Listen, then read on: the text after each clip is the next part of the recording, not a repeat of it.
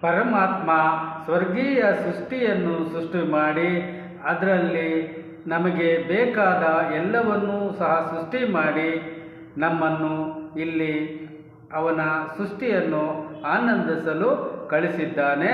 ಮತ್ತು ನಾವು ತಪ್ಪು ಮಾರ್ಗದರ್ಶನದಲ್ಲಾಗಲಿ ಅಥವಾ ಅಜ್ಞಾನದಿಂದಾಗಲಿ ಅನೇಕ ಸಮಸ್ಯೆಗಳಲ್ಲಿ ಮತ್ತು ಕಾಯಿಲೆಗಳಲ್ಲಿ ಬೀಳಬಾರದೆಂದು ಅನೇಕ ದೇವದೂತರನ್ನು ಮಾರ್ಗದರ್ಶನಕ್ಕಾಗಿ ಆಗಾಗ ಕಳಿಸುತ್ತಿದ್ದಾನೆ.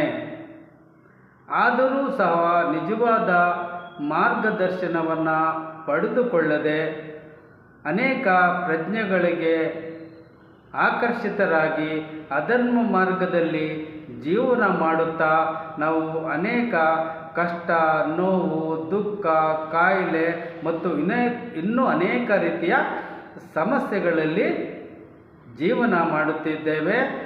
ನರಕ ಯಾತನೆಯನ್ನು ಸ್ವರ್ಗೀಯ ಸೃಷ್ಟಿಯಲ್ಲಿ ಅನುಭವಿಸುತ್ತಿದ್ದೇವೆ. ಇದಕ್ಕೆ ಪರಮಾತ್ಮ ಏನು ಮಾಡಲು ಸಾಧ್ಯ ನೀವೇ ತಿಳಿದುಕೊಳ್ಳಿ. ನಿಮಗೆ ಉತ್ತಮ ಮಾರ್ಗದರ್ಶನ ಬೇಕು ಎಂದರೆ ಇಲ್ಲಿಗೆ ಭೇಟಿ ನೀಡಿ. ನಿಮ್ಮ ಜೀವನ ನಿಮ್ಮ ಆಯ್ಕೆ ಅಷ್ಟೇ.